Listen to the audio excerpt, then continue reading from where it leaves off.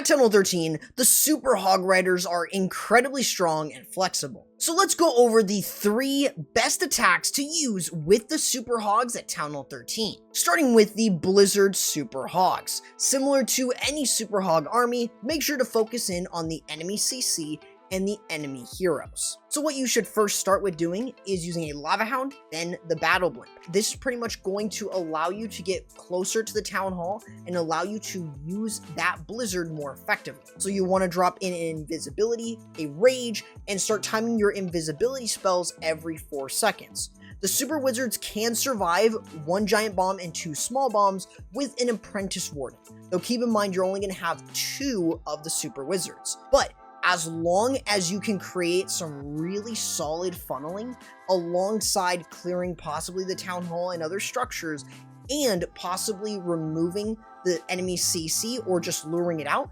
it's going to give your hero dive and the rest of your attack a very smooth ride through, which of course will also give you time to subscribe and ring the bell. Right after your Blizzard, you want to start your hero dive. I'd recommend using baby dragons to direct where the heroes are going to go and using super wall breakers to open up the base and get them to go deeper in.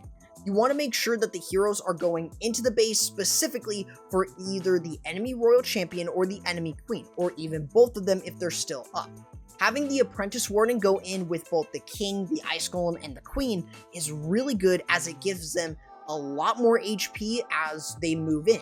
This allows them to have more survivability, and it allows them to get more HP from their abilities and remove more defenses, especially key ones such as an Eagle Artillery or such.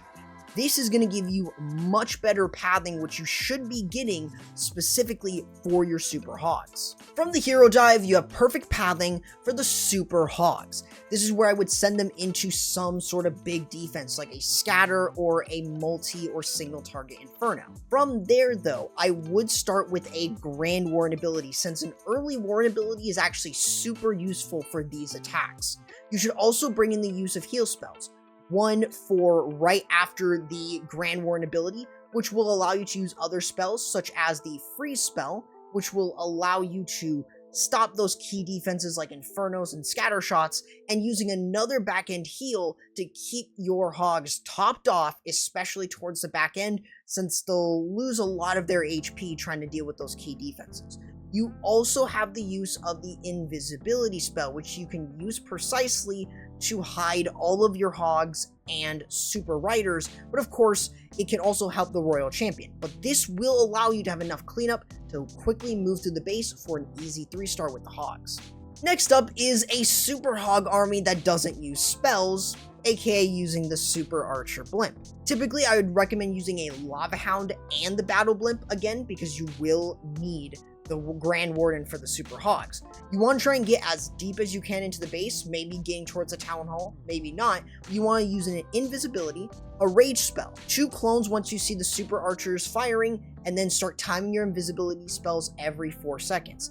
In case you are expecting a bait with the 1 giant bomb and 2 small bombs, you can bring in the use of an Apprentice Warden, as it will keep them alive from it. Alongside that, just making sure to get the most amount of value is going to give you a lot of good pathing options, but it will also allow you to set up the hero dive and the super hogs very, very easily.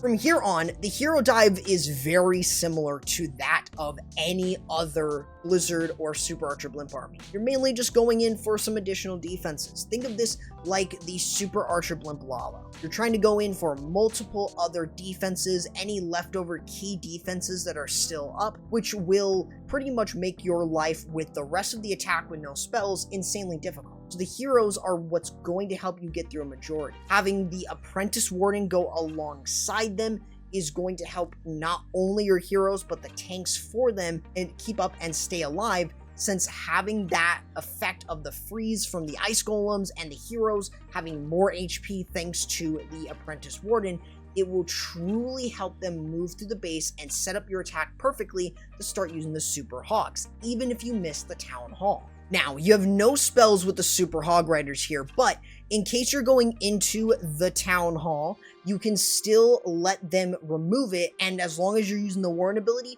you will be able to remove that. Having the headhunters underneath the warden ability will allow you to remove any leftover enemy heroes as you work yourself across. Since you do not have any spells with this one, you're really relying on the rest of your heroes that are still up, especially the Royal Champion, to help you move through the rest of the base. Usually you'll start to thin out in terms of the combined Super Hog and the Super Rider, so it will really come down to how many of the Super Hogs do you still have left up, but you should still have enough cleanup regardless, especially if you have the heroes continuously moving through the base. It's a strong option, not something that I would use on every base, but it is pretty dang good and gives you something else to use other than the Super Archer Blimp Lava. Now, if you're looking for a tougher Super Hog Rider strategy, look no further to the Skelly Donut Mass Super Hog. This is mainly looking for the clan castle and any other defensive structures that you can take out with the skeleton spells and the bat spells. But this does require very specific placement. So, in order to go through it in simple terms, start with a rage spell, invisibility, 2 skeleton spells, and 2 bat spells on 1 or 2 defenses. Then start timing your invisibility spells every 4 seconds.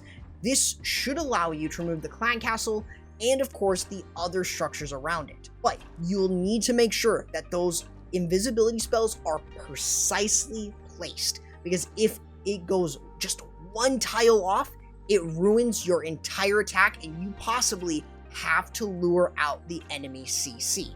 So keep that in mind when you're doing this.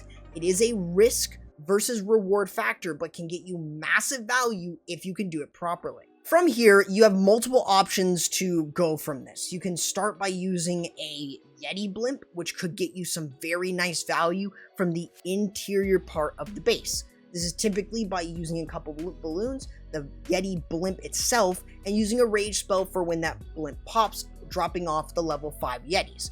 They are going to really help deal with a lot of the defenses and make it so much easier for the rest of your attack, especially the hero dive, to work through. You want to make sure that you are getting pathing created by removing defenses. So that is why you're using your hero dive. You mainly want to try and send in the apprentice warden to provide support to your heroes as they get that really nice HP buff similar to what you've seen throughout the rest of the video, and it will allow you to more than easily remove enemy heroes, and it will help your king or queen remove the town hall. Just creating perfect pathing for your super hogs to move through is the name of the game with the hero dive and the seed machine in order for the super hogs to get a majority of the value that you need them to move through the rest of the base. And really from here, the super hogs can just finish off the rest of the base. Having the Grand Warden ability over the super hogs and of course the headhunters will help you remove any other leftover heroes, and using a heal spell in the core area of the base to top off the super hogs, the super riders, and the regular super hog. This is going to allow you to have a lot of momentum through. Even if there is a high DPS back end, you do have the Royal Champion providing a lot of support for those said troops, making it so much easier for you to quickly move through the rest of the base and getting a massive amount of value.